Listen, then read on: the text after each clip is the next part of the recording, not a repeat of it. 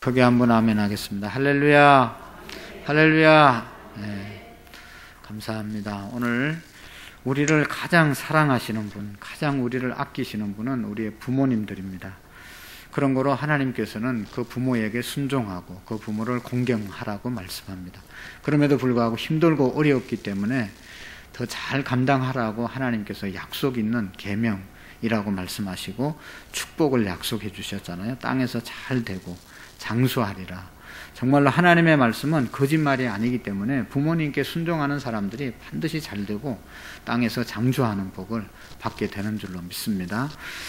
여러분, 우리 부모님보다 또 더 우리를 사랑하시고 아끼시고 알고 인도하시는 분이 계십니다. 그분이 살아계신 하나님이시죠. 우리 부모님을 잘 공경하는 것 못지않게 하나님을 잘 경외할 때 나를 사랑하는 자가 나의 사랑을 입을 것이고 나를 찾고 찾는 자가 나를 만날 것이다. 하나님을 사랑하는 자에게 사랑해 주시고 만나 주시고 응답해 주신다고 말씀했습니다. 너는 내게 부르짖어라. 그러면 내가 내게 응답하겠고 크고 엄밀한 일을 너희에게 보이리라.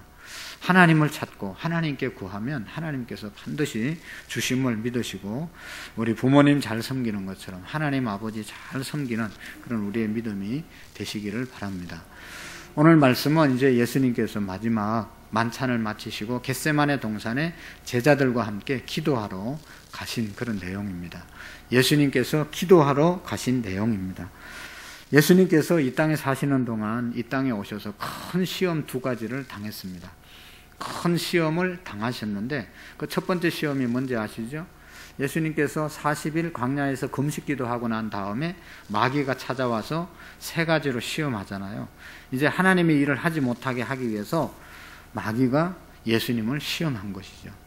마귀가 우리를 시험하는 이유는 한 가지입니다. 하나님 안 믿고 하나님을 하지 못하게 그렇게 시험하고 유혹하고 넘어지게 만드는 것이죠. 하나님과 어떻게 해서라도 떨어지고 마귀의 종이 되라고 하시는 그런 역사이잖아요.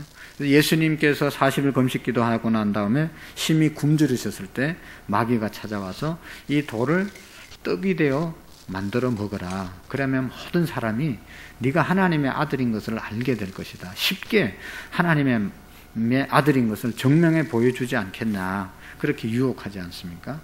쉽게 하나님의 일을 할 수 있는 길이 있다. 이 돌을 만들어서 떡을 만들어서 먹으면 쉽게 하나님의 아들인 것이 증명되고 하나님에 대해서 쉽게 전할 수 있다. 이런 얘기를 하잖아요. 그럴 때 예수님께서 그 유혹을 이겼잖아요. 사람이 떡으로만 살 것이 아니고 하나님의 입으로 나오는 모든 말씀으로 산다. 신명기에 있는 말씀을 가지고 마귀를 물리치셨습니다. 두 번째, 그거 가지고 안 되니까 또 성전 꼭대기로 예수님을 데리고 올라가잖아요. 성전 꼭대기에서 뛰어내리면 네가 정말로 하나님의 아들이면 천사들이 다 밑에서 받들어서 하나도 다치지 않을 것이다. 그렇게 뛰어내리 보라고 그렇게 유혹하잖아요. 그래도 예수님께서는 사탄을 물리치시고 또 그것도 안 되니까 높은 산에 데리고 올라가서 다 아무리 보이는 그곳에서 내게 경배하면 이 모든 것을 너희에게 주겠다. 그렇게 말했을 때 예수님께서 말씀하셨습니다. 하나님만 섬기고 다만 그만 경배하라고 말씀하셨다. 사탄아 내 뒤로 물러가라 라고 말씀하시면서 마귀를 물리치신 것을 볼 수 있습니다. 그래서 첫 번째 시험을 예수님께서는 유혹을 물리치시고 승리하셨죠. 두 번째 더 큰 시험이 예수님께 왔습니다. 그게 뭐죠? 오늘 말씀입니다. 오늘 예수님께서 십자가 이제 져야 되는데 그 얼마나 힘들겠어요.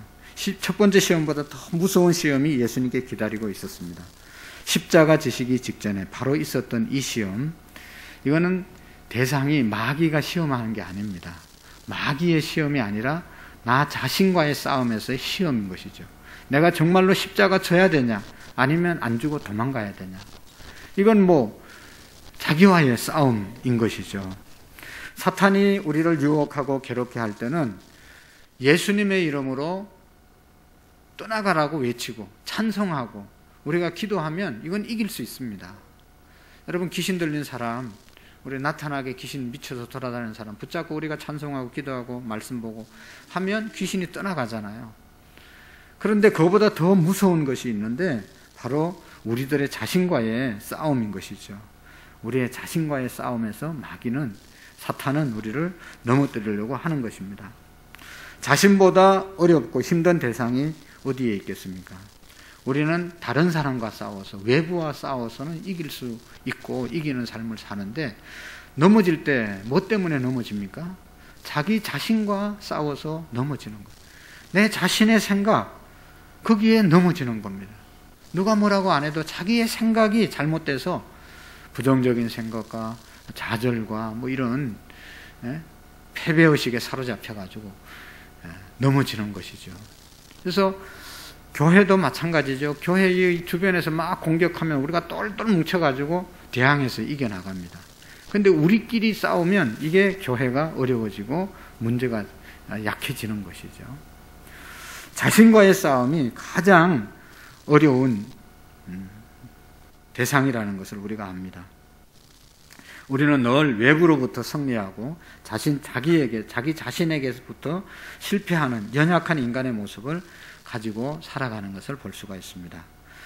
자신 앞에 좌절하고 자신 앞에 절망하고 자신 앞에 패배하는 일들이 얼마나 많이 있는지 모릅니다. 다른 사람 앞에서는 대단한 것 같이 그냥 아주 강한 모습으로 보여주고 있지만 자기 자신에게는 항상 무너지는, 자신 앞에는 연약하고 무력한 모습을 우리가 인정할 수밖에 없는 것이죠. 우리 예수님도 십자가를 져야 하는 이 엄청난 현실 앞에서 자기 자신과의 싸움을 해야 했던 것입니다. 아버지여, 이 십자가가 내가 꼭 져야 하는 것입니까? 이 십자가를 지지 않고는 가는 길이 없습니까? 예수님께서 이렇게 질문하고 기도하고 있잖아요. 우리는 오늘 이 말씀에서 십자가를 지기 전에 겟세마네 동산에서 기도하러 가신 예수님, 겟세마네 동산에 기도하러 가신 예수님의 모습을 우리가 살펴볼 수가 있습니다. 예수님은 하나님의 아들이셨잖아요. 또 하나님이셨잖아요. 어떤 인간도 하지 못하는 풍랑을 잔잔케 하시고 귀신을 쫓아내시고 안전병을 일으키시고 죽은 자를 살리시고, 누가 어떤 인간이 죽은 자를 살릴 수 있겠어요? 하나님만 할 수 있는 일을 예수님이 하시고, 예수님은 하나님이셨지만 오늘 기도하러 가신 것입니다. 예수님은 시간 있을 때마다 기도하신 것을 우리가 볼 수 있잖아요. 왜 그렇게 예수님이 기도하셨는가? 왜 겟세마네 동산의 오늘 기도는 아주 보통 때하고 다른 느낌을, 또 다른 모습을 우리가 여기서 찾을 수 있잖아요. 아주 특별한 기도를 예수님께서 하셨는데, 그렇게 하신 이유가 뭔가? 하나님이신 예수님이 기도할 이유가 뭐 있어요? 여러분, 교회들이 요즘 기도를 잘 안 하잖아요. 기도 잘 안 하는 이유가 뭐예요? 기도 안 해도 된다, 기도 안 해도 되기 때문에 기도 안 하고 자기들끼리 하는 거 아니에요. 내가 뭐 전문가인데 기도 안 하고 자기 전문 지식 가지고 하나님의 일을 하려고 하는 사람들이 얼마나 많이 있습니까? 그래서 어려워지는 것이죠.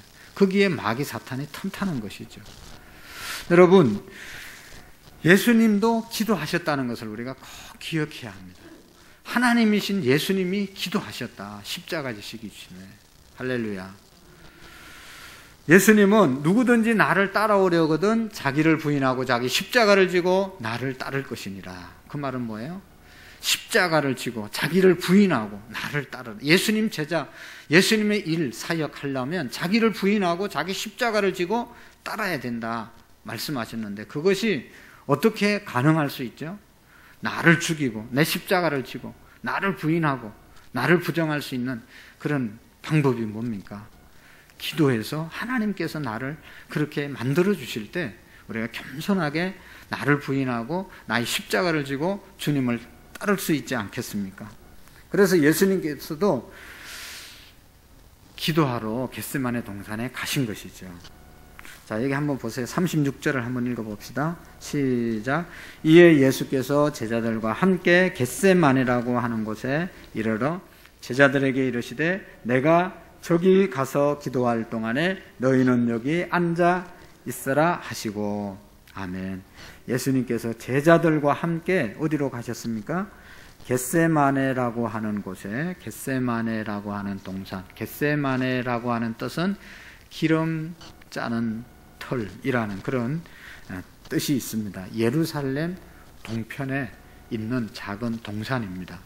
요즘 이 이스라엘이 아주 팔레스틴하고 아주 전쟁을 해서 30명이 죽었다. 뭐 그냥 계속 지금 아주 심각한 상태에 놓여 있는데요. 이스라엘 땅이 작잖아요. 우리나라 강원도만한 땅인데 거기 팔레스타인이 저 옆에 있고, 그래서 그냥 여기에서 중앙동처럼 이렇게 바리게이트 하나 이렇게 치놓고 계속 싸우는 겁니다. 저쪽에는 팔레스틴, 이쪽에는 이스라엘.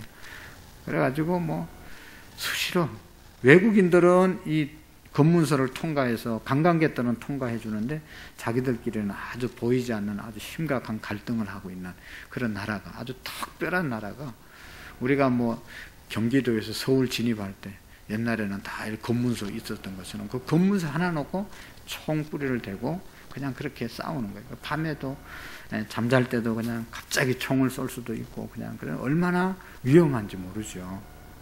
어쨌든 이 겟세마네 동산에 예수님께서 기도하러 가셨습니다. 그러면서 제자들을 데리고 가셨는데 여기 제자들에게 이르시되 내가 저기 가서 기도할 동안에 너희는 어떻게 하라고 그랬어요? 여기 앉아 있으라. 제자들을 데리고 가셨다. 근데 제자들을 데리고 가셨다. 그 다음에 제자들에게 여기 앉아 있으라 그렇게 말씀하셨는데, 예수님은 기도하러 가시면서 너희들은 여기 앉아 있으라 그렇게 말씀했는데 앉아서 그냥 노닥거리고 있어라 그런 뜻이겠어요? 다른 복음서 누가복음에도 여기 보면 마가복음 14장 32절 42절, 누가복음 22장 39절 46절까지 같이 기록되어 있다고 위에 갈로 열고 돼 있잖아요. 여기 내용을 이 세 복음서, 공간 복음서를 다 종합해서 보면 여기 앉아 있어라 제자들에게 말씀하신 그 내용은 여기 앉아서 기도하라 그런 말씀으로 우리가 뜻을 정리할 수 있습니다. 여러분, 예수님께서 제자들에게 이렇게 기도하고 있어라. 그리고 더 나가서 베드로, 야고보, 요한 데리고 가서 조금 더 깊은 곳에 가서 또 제자들에게, 그 세 제자에게 너희들은 여기 있어라. 여기 있으라는 말도 여기 앉아서 자라 그런 얘기가 아니고 가서 여기서 더 기도하라. 그리고 예수님은 좀 더 떨어져서 기도하는 그런 내용이 나오죠. 여러분, 예수님의 사역이 얼마나 분주하고 많았습니까? 하루 종일 열심히 말씀을 전가하시고 병자들 고치시고, 저녁에는 어떻게 했어요? 늘 습관을 쫓아서 기도하러 가셨다. 이 겟세마네 동산에 늘 예수님이 기도하는 곳이 있었다는 것이죠.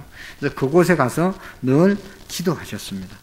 많은 병자를 고치시고 정말로 너무 귀한 말씀을 전가하시고, 이런 힘이, 이런 능력이 어디에서 왔냐?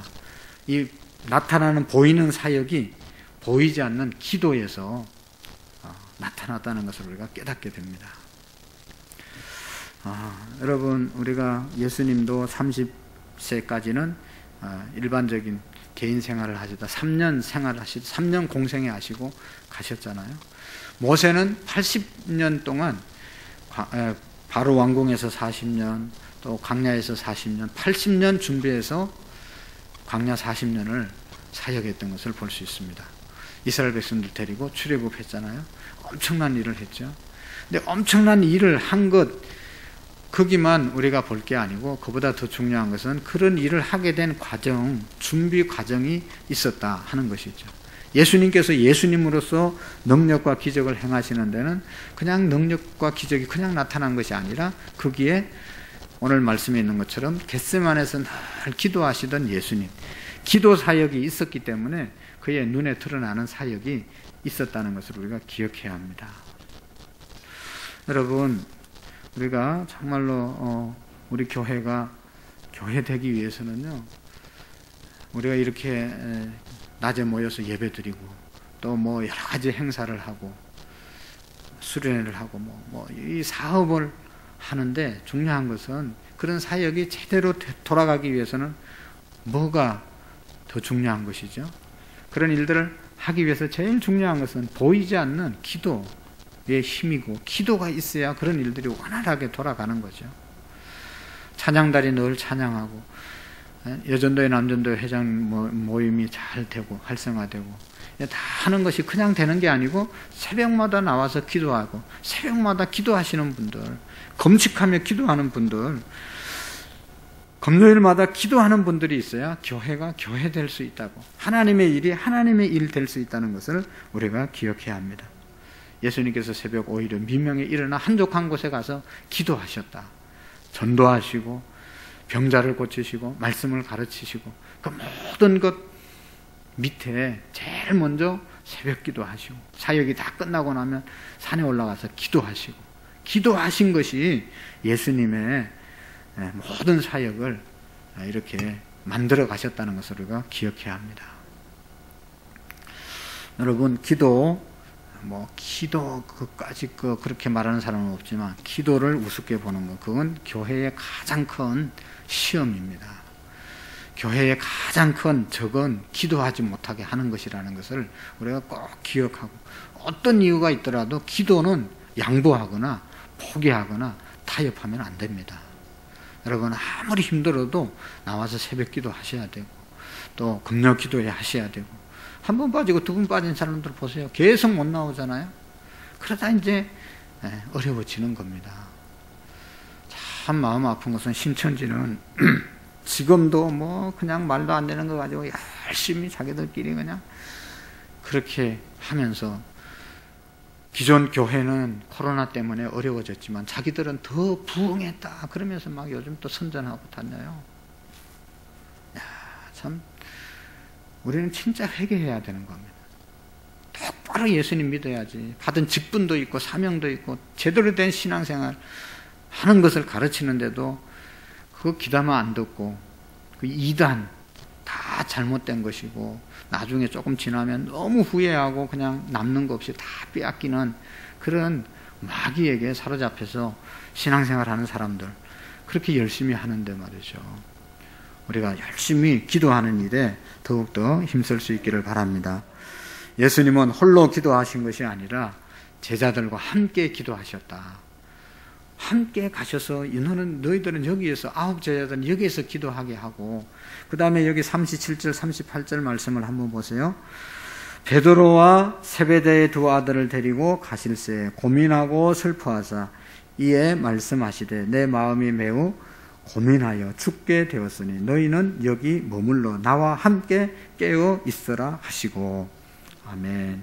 예수님은 처음 제자들을 데리고 가서 첫 번째 장소에 9명의 제자를 앉혀놓고 여기서 기도하고 있어라. 그리고 정말로 중요한 세 제자를 데리고 또 더 깊은 곳으로 가서 너희 베드로, 야고보, 여기 세베대의 두 아들의 야고보와 요한을 말하는 거잖아요. 세 제자를 여기 두시면 여기서 기도하라. 그리고 예수님은 조금 더 나가셔서 땅에 엎드려서 기도했다. 그런 내용이잖아요. 여러분, 예수님의 기도하는 모습, 예수님은 홀로 기도할 때도 있었지만 이렇게 함께 제자들과 함께 기도할 때가 있었습니다. 오늘 우리도 홀로 기도할 때가 있습니다. 남모르게 기도할 때가 있고, 높은 산에 올라가서 금식하면서 기도할 수도 있고, 새벽에 기도할 수도 있고, 혼자 와서 기도할 수도 있습니다. 그러나 또 결정적인 중요한 사역 앞에서는 합심 기도하는 것이 중요한 것입니다. 두세 사람이 내 이름으로 모인 곳에 나도 그들 중에 함께 있느니라. 개인 기도도 중요하지만 하나님의 성령을 받은 하나님의 사람들이 합심해서 기도할 때 더 큰 능력이 나타남을 믿으시기를 바랍니다. 그래서 우리가 합심해서 기도하는 것이 필요하다. 합심해서 기도해야 합니다. 연약한 성도들이 우리가 합심할 때 능력 있는 기도를 할 수 있고, 나 한 사람 한 사람은 약하지만 우리가 뭉쳐서 기도하면 마귀가 무섭고 무서워하고 떨고 도망가는 것을 우리가 보게 됩니다. 여러분, 우리가 어려운 시대에 더 십자가 감당하기 위해서 서로를 위해서 중보 기도하고 함께 기도하는 저와 여러분들이 될 수 있기를 바랍니다. 아까도 얘기했지만 교회의 가장 큰 적, 교회를 가장 힘들게 하고 정말로 교회에서 극복해야 될 세력들은 기도하지 못하게 하는 세력들이 있다면 거기에 우리가 유혹되고 현혹하면 안 됩니다. 어떤 일이 있더라도 하나님께 기도하는 것은, 교회는 내 집은 만민이 기도하는 집이라고 예수님이 말씀하셨잖아요. 기도가 늘 살아있어야 되는 거예요. 왜 저 사람은 저렇게 기도하냐. 그런 얘기 절대로 하면 안 됩니다. 그건 마귀의 소리지. 아니 그 사람의 사정이 다 있는 거지. 다 사정이 다 다르니까 그렇게 기도하는 거지. 자기 생각만 옳은 것이 늘 아니잖아요. 다른 사람이 지금 얼마나 절박하면 울면서 기도하고 얼마나 절박하면 부르짖어 기도하겠어요. 여러분 병원에 가면 어떤 사람은 천천히 예약 시간 기다리다가 뭐 2시간도 기다리고 3시간도 기다리다가 막 이렇게 진료받는 사람도 있고, 막 교통사고 나가지고 막 그냥 응급 환자들은 그냥 밀고 들어가가지고 응급실에 가가지고 막 죽는다고 소리치고 빨리 막 의사들 붙여달라고 막 야단치기지 않습니까? 그 사람은 그렇게 지금 긴박하니까 그렇게 하는 것이고, 이 사람은 예약한 사람은 덜 아프니까 의사가 나올 때까지 기다리고 점점 빼고 앉아 있는 거죠. 형편이 다 다른데 막 부르짖는 환자 보고 그렇게 되면 안 되는 거 아니겠어요? 교회 기도도 마찬가지죠. 우리가 어떤 분은 부르짖어 기도하고 어떤 분은 또 이렇게 조용히 기도하고 다 그렇게 기도하는 거죠. 그런데 기도를 판단한다든지 이렇게 하는 것은 절대로 잘못됐다는 것을 우리가 기억해야 합니다. 여러분, 예수님께서 왜 제자들에게 기도하라고 하셨는가? 오늘 예수님께서는 제자들을 위해서 기도하라고 말씀하시잖아요. 여기 보십시오. 38절을 한번 읽어보실까요? 시작. 이에 말씀하시되 내 마음이 매우 고민하여 죽게 되었으니 너희는 여기 머물러 나와 함께 깨어있으라 하시고 조금 나가사 얼굴을 땅에 대시고 엎드려 기도하여 이르시되 내 아버지여 만일 할만하시거든 이 잔을 내게서 지나가게 하옵소서. 그러나 나의 원대로 마옵시고 아버지의 원대로 하옵소서. 그렇게 하시고 갔는데 또 이제 가서 기도하시고 40절에 와서 보면 제자들에게 오사 그 자는 것을 보시고 자고 있었어요. 그 다음에 41절에 보면 예수님께서 말씀하십니다. 다시 시작. 시험에 들지 않게 깨어 기도하라. 마음에는 원이로되 육신은 약하도다 하시고. 아멘. 예수님께서 세 제자를 데리고 또 아홉 제자를 데리고 기도하러 가셨다가 기도하라고 하신 것은, 제자들에게 기도하라고 하신 것은 물론 예수님 십자가 지니까 그 십자가 좀 잘 질 수 있도록 위에서 기도해 달라는 그런 뜻도 있지만, 예수님께서 뭐라고 그랬어요? 여기 41절에 시험에 들지 않게 깨어 기도하라. 제자들 자신들을 위해서 기도하라고 하신 것이죠. 예수님을 위해서도 기도하지만 너 자신을 위해서 기도하라. 뭐를 위해서요? 시험에 들지 않게 깨어 기도하라. 너 자신들이 깨어 시험에 들지 않도록 기도하라고 말씀했습니다. 누가복음 22장 40절 41절에도 보면 그곳에 이르러 저희에게 이르되 시험에 들지 않게 기도하라 하시고 저희를 떠나 돌 던질 만큼 가서 무릎을 꿇고 기도했다 말씀하고 있습니다. 왜 우리가 교회가 기도해야 되냐? 그것은 교회가 시험 들지 않기 위해서 기도해야 되는 거예요. 시험에 들지 않기 위해서 기도하는 것이죠. 우리가 왜 실패하냐? 교회가 왜 어려워지냐? 기도 안 하기 때문에, 기도를 안 해서 우리가 실패하는 것이죠. 노력을 안 해서, 아는 것이 부족해서, 물질이 부족해서 시험 들지 않습니다. 시험은 기도하지 않기 때문에 시험 드는 겁니다. 옛날보다 모든 수준이 우리가 다 올라갔잖아요. 저도 늘 감사한 것이 우리 교회 성도님들을 볼 때 어려운 가정들도 있지만 사실은 어려운 가정이 없어요.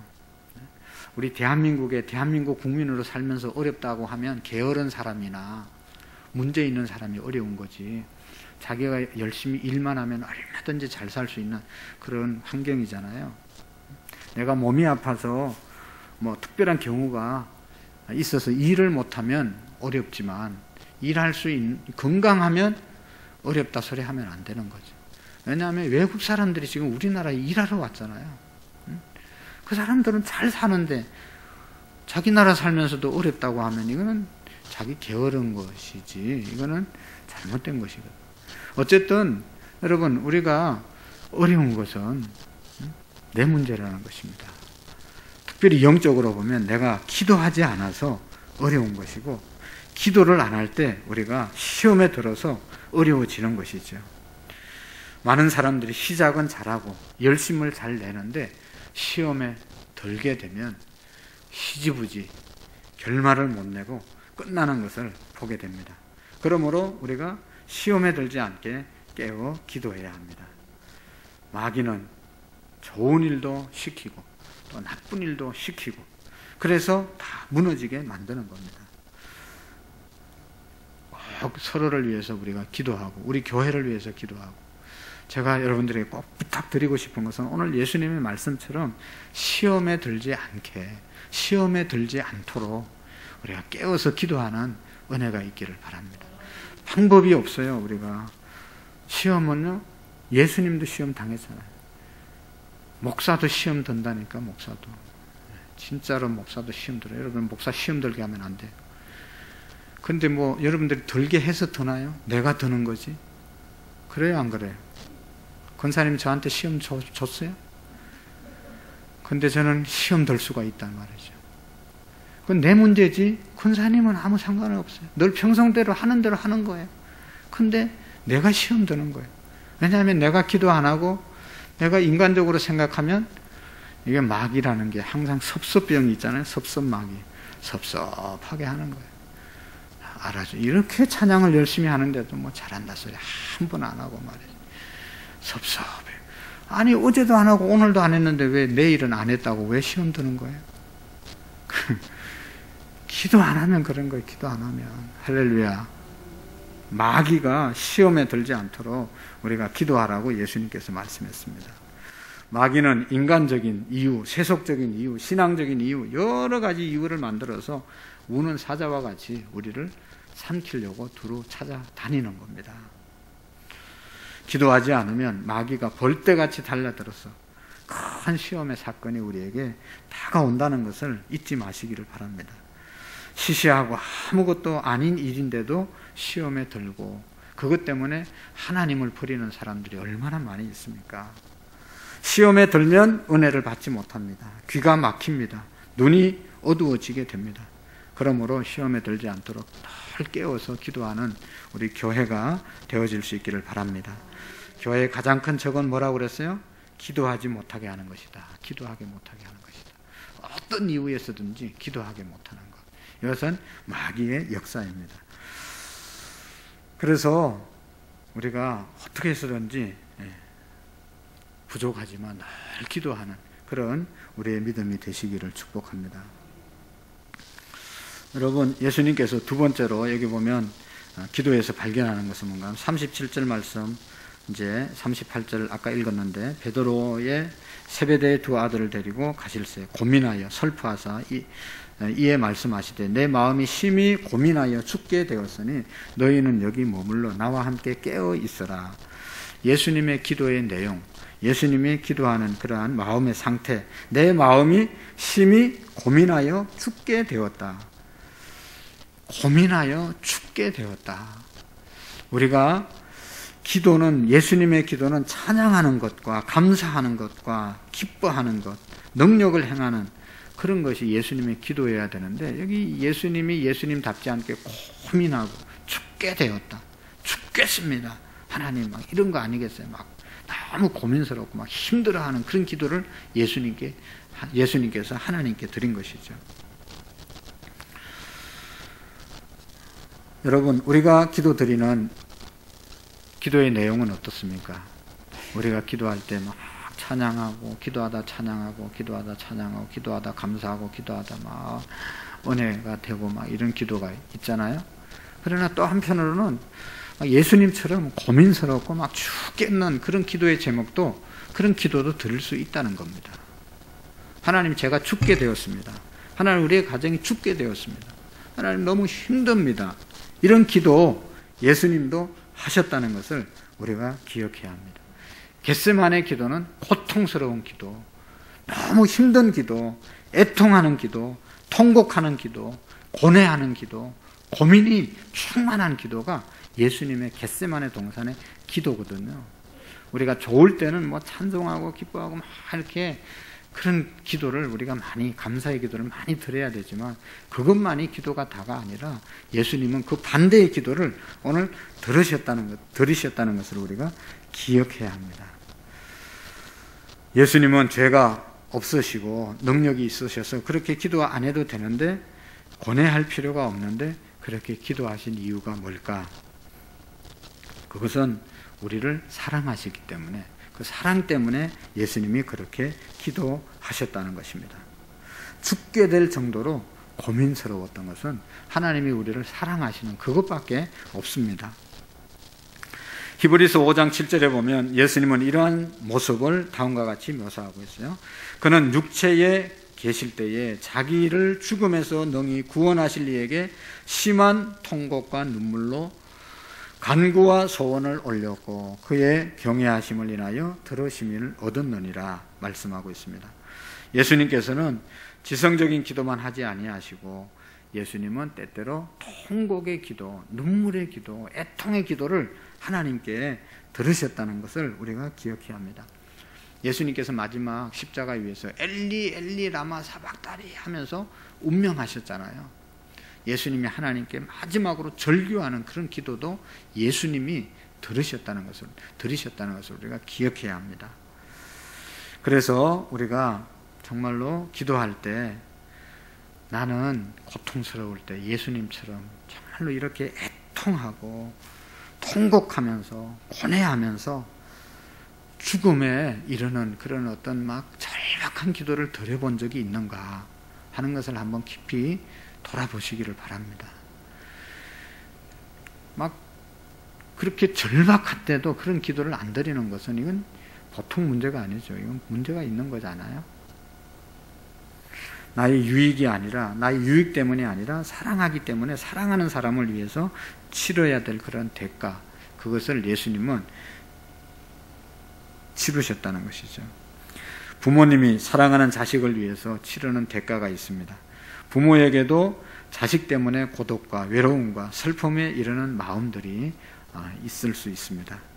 그러나 우리는 하나님을 생각하면서 내 실수와 허물도 아닌 하나님은 능력이 없어서가 아니라 오직 우리를 사랑하시기 때문에 우리를 사랑하는 그러한 눈물과 아픔을 가지셨다는 것을 우리가 기억해야 합니다. 그리고 여기 보시면 예수님의 겟세마네 기도의 특징은 아주 특별한 모습을 볼 수 있는데 39절 말씀 다시 한번 읽어보시겠습니다. 예수님이 어떤 태도로 기도하셨는가? 시작. 조금 나아가사 얼굴을 땅에 대시고 엎드려 기도하여 이르시되 내 아버지여 만일 할만하시거든 이 잔을 내게서 지나가게 하옵소서. 그러나 나의 원대로 마옵시고 아버지의 원대로 하옵소서 하시고. 아멘. 예수님이 어떻게 기도하셨다고요? 나가서 얼굴을 어떻게 땅에 대시고. 여러분 얼굴을 땅에 대고 기도해 보셨나요? 얼굴을 땅에 대고 기도하시고 엎드려 기도하여 이르시되. 유대 사람들은 우리가 앞에서 봤지만 바리새인들과 서기관들은 길거리에서 서서 손을 들고 많은 사람들이 보는 아주 거룩하게 이렇게 멋있게 서서 기도한다고 그랬잖아요. 근데 이슬람 사람들은 막 땅에 엎드려서 알라를 섬기는 사람, 그 사람들은 하루에 3번씩 아침, 점심, 저녁 알라 이제 성전이 있는 쪽을 향해서 자리를 트렁크에 넣어 가지고 다니다가 마라다 그 기간에 그 이제 축제 기간에는 시간이 딱 되면 정오가 딱 되면 차 딱 받쳐놓고 그 자리에서 뒤에 트렁크 열어서 바닥에 이거 깔고 이렇게 코를 땅에 대서 이렇게 알라신에게 기도하잖아요. 마라단 기간 동안에 우리 회개해야 돼. 제가 여기 사무실에 이렇게 앉아 있다 보면 어떤 사람들이 지나가다가 말이죠, 공원 돌다 저쪽 부처 저기 절 있는 쪽으로 향해서 교회를 향해서 십자가를 향해서 기도하고 가는 사람을 한 번도 못 봤어요. 그만큼 우리는 기도를 안 한다는 거죠. 그냥 저거는 아무것도 없는데 저기에는 이렇게 하고 가고. 살아계신 하나님께는 물론 우리의 마음속에 하나님이 계시고 우리의 마음으로 하나님을 믿지만 알라신을 섬기는 사람들은 하루에 3번씩 자리를 깔고 땅에 엎드려서 이렇게 기도합니다. 여기도 공원에도 그런 사람들 많이 오는데요, 돗자리 깔고 기도하는 사람 봤어요. 제가 이렇게 엎드려서 이렇게 있더라고. 한참 있어요. 우리는 여러분, 예수님께서 이렇게 얼마나 절박하시면 엎드려서 땅에 얼굴을 대시고 통곡하면서 기도하셨겠어요? 뭐 거룩하게 고상하게 기도해야 됩니다. 그러나 예수님의 기도는 뭐 그렇게 고상한 기도만 한 게 아니에요. 우리가 잘 아는 히스기야 왕, 선지자를 통해서 너는 이제 죽고 다시 살지 못하리라, 그렇게 선지자의 말을 들었을 때 히스기야가 성전에 올라가서 얼굴을 벽을 향해서 대고 하나님께 기도하는, 두 손 들고, 하나님, 제가 그래도 그렇게 막 살지는 않았습니다. 하나님, 제가 살아온 거 보고 한 분만 용서해 달라고. 그래서 15년 하나님께 연장받는 그런 모습을 우리가 볼 수가 있습니다. 여러분, 우리도 예수님처럼 이렇게 얼굴을 땅에 대고 엎드려 기도하여 이런 정말로 하나님을 향한 절박한 자세와 태도가 우리의 마음속으로 있어질 수 있기를 바랍니다. 참 안타까운 건 어떤 사람은 기도할 때 다리 또 까고 말이야 앉아가지고 기도한다고. 몰라서 그렇죠. 몰라서. 어떻게 하나님께 그렇게, 하나님을 진짜 살아계신 하나님으로 믿는다면 다리 꼬고 앉아가지고 어떻게 그렇게 하나님 도와주세요, 그렇게 할 수 있겠어요? 아까 얘기했잖아요. 알라신을 섬기는 사람들은 시간만 되면 딱 엎드려서 기도하는, 무릎 꿇고 다 이렇게 기도한다니까요. 우리의 애가 믿는 하나님은 어떻게 하나님을 부르더라도 우리를 뭐 저주하고 막 이렇게 벌 주는 분이 아니고 우리를 사랑하시는 하나님이십니다. 사랑의 하나님만을 우리가 강조하는데, 그러나 그런 사랑을 입기 위해서는 우리가 또 경건한 모습들이 우리에게 경건함으로, 경외함으로 하나님을 섬겨야지, 너무 내 식대로, 내 편한 대로 그렇게 예배해서 되겠습니까, 여러분? 하나님의 성전이라고 말하면서, 하나님의 성전에 나오면서 최소한의 우리의 마음과 우리의 몸가짐을 단정히 하고 오는 것은 너무나 당연한 것이죠. 우리가 어릴 때부터 저 같은 경우에는 교회를 드나들었기 때문에 그런 부분에 있어서 너무 자유롭습니다. 자연스러운 건 너무 좋은데, 그 자연스러운 가운데 우리가 지켜야 될 그런 경건함을 잊어버리는 것은 너무나 이거는 큰 안타까움이죠. 그래서 우리 자녀들에게도 교회 갈 때, 예배 갈 때 어떻게 해야 돼야 되는지를 늘 부모님들이 보여주시고 그렇게 가르치시고, 교회 학교에서도 기본적인 그런 것들이 훈련되어서야 자라서도 그것이 몸에 익혀서 하나님을 잘 섬기게 되는 것이죠. 어쨌든 부르짖어 기도하고 기도의 열정을 우리가 잊지 않기를 축복합니다. 누가복음 22장 41절에도 보면 예수님이 무릎을 꿇고 기도하셨다. 43절에도 보면 얼마나 간절히 예수님께서 그렇게 기도하셨는데 천사가 나와서 도왔다, 그런 말씀이 있잖아요. 44절에 기도할 때 땀방울이 핏방울이 되어서 떨어졌다, 그렇게 말씀하고 있습니다. 생명을 건 기도, 땀이 피가 되는 기도를 할 때 그때가 언젠가 바로 지금 우리는 그렇게 기도해야 될 때인 것을 우리가 기억해야 합니다. 여러분, 우리가 다 알지만 지금 기도하지 않아도 될 만큼 그런 지금 환경이 아니잖아요. 그런 안일한 상황이 아닙니다. 자식들을 보거나 부부관계를 보거나 우리의 사업을 보거나 우리 나라를 볼 때 그렇게 감상적으로 다리 꼬아서 그냥 기도하는 동 마는 동 그렇게 기도할 때가 지금 아니라는 것입니다. 세계 돌아가는 모습이나 우리 나라의 모습이나 정말로 무릎 꿇고 생명 걸고 예수님처럼 기도해야 될 때가 지금인 줄로 믿습니다. 우리 모두가 깨어서 기도하는 은혜가 있기를 바랍니다.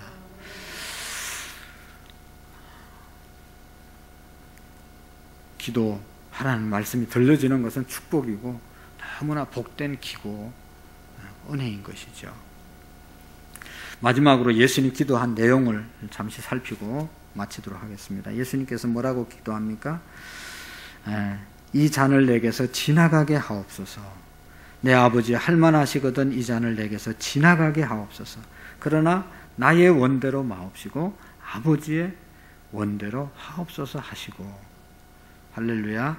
42절에도 한번 읽어봅시다. 시작. 다시 두 번째 나아가 기도하여 이르시되 내 아버지여, 만일 내가 마시지 않고는 이 잔을 내게서 지나갈 수 없거든 아버지의 원대로 되기를 원하나이다 하시고.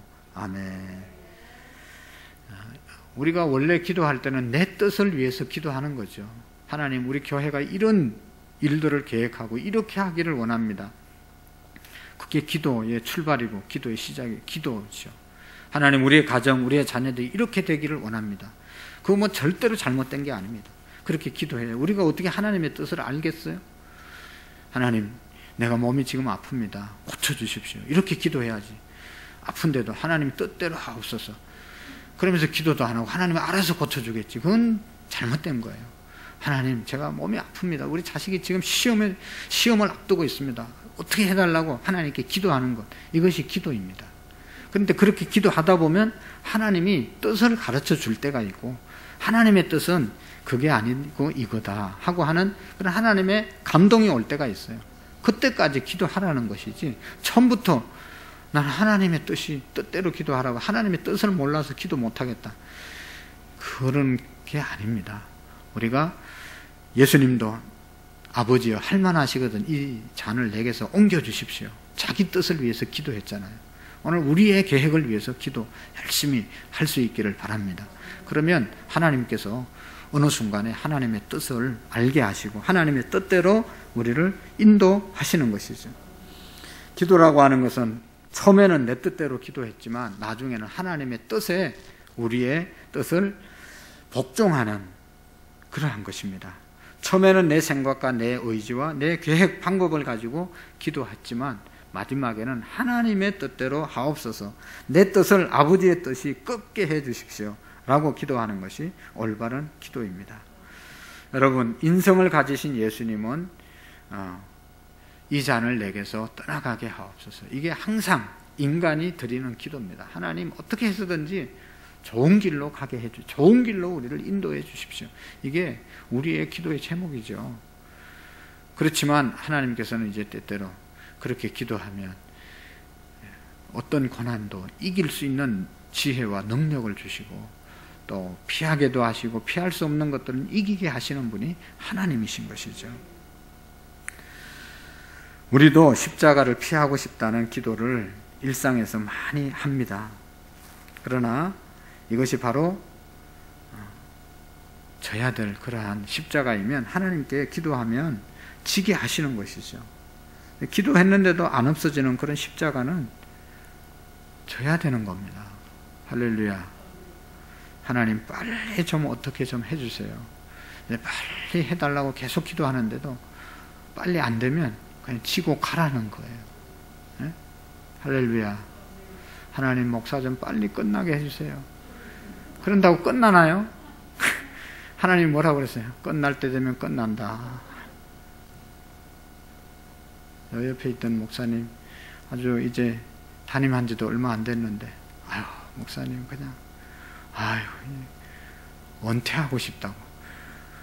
얼마나 힘들겠어요. 요즘 이렇게 어려운 시대에 한 교회 목회하니까 진짜로 그게 막 일어나지만, 그건 기도해도 그건 내 뜻은 그래요. 그냥 그만두고 싶지만 하나님은 절대로 쉽게 그만두지 못하게 하는 거죠. 권사님들, 권사 그만했으면 좋겠다. 기도해보세요. 하나님, 그만두게 해주세요. 십자가 좀 옮기게 해주세요. 내게서 떠나게 해주세요. 그렇게 기도해보세요. 지고 가는 것이 내 뜻이다. 그러면 하나님의 뜻대로 순종하겠습니다. 그게 올바른 기도인 것이죠. 예수님은 그렇게 기도했는데 제자들은 어떻게 했어요? 앉아서 주무셨습니다. 몇 번이나? 3번이나 주무시고. 그래서 어떻게 했어요?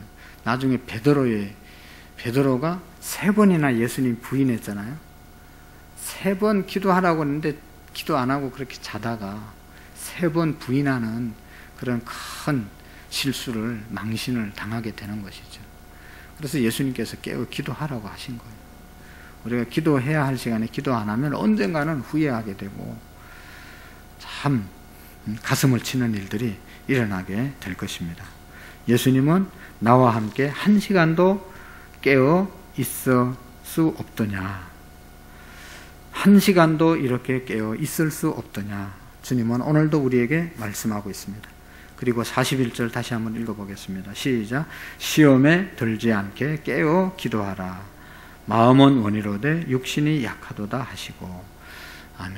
주님은 오늘도 우리에게 기도하라고 하신 이유는 예수님을 위해서가 아니라 우리 자신이 시험 들지 않고 하려고 하는 일 끝까지 잘 감당하고, 또 우리 가정이 늘 화목하고 평화로운 가정되게 하기 위해서, 우리 교회 늘 사랑이 넘치는 신앙의 생활 하라고 기도하라고 하는 것이지 뭐 다른 이유가 없어요. 우리가 그렇게 기도할 때 마귀가 역사하지 못하고 하나님의 뜻을 이루는 가정, 교회, 민족, 우리 자신이 되어질 줄로 믿습니다. 기도하시겠습니다. 하나님 아버지, 참으로 감사합니다. 오늘도 주님께서 우리에게 여러 가지 주님이 겟세마네에서 기도하면서 보여준 본들이 있습니다. 하나님, 우리의 기도가 정말로 생명을 건 예수님의 기도처럼 간절함이 있게 해주시고 정말로 열정이 있게 해주시고 사모하는 믿음의 기도를 드릴 수 있도록 우리 모두에게 은혜를 베풀어 주옵소서. 지금은 우리 가정을 위해서 기도할 때입니다. 지금은 우리 민족을 위해서 기도해야 할 때입니다. 지금은 우리 교회를 위해서 기도해야 될 때임을 우리가 깨닫게 하시고 깨어 기도할 수 있는 저희들이 될 수 있도록 주님 축복해 주옵소서. 역사해 주시옵소서. 예수님의 이름으로 기도하옵나이다. 아멘.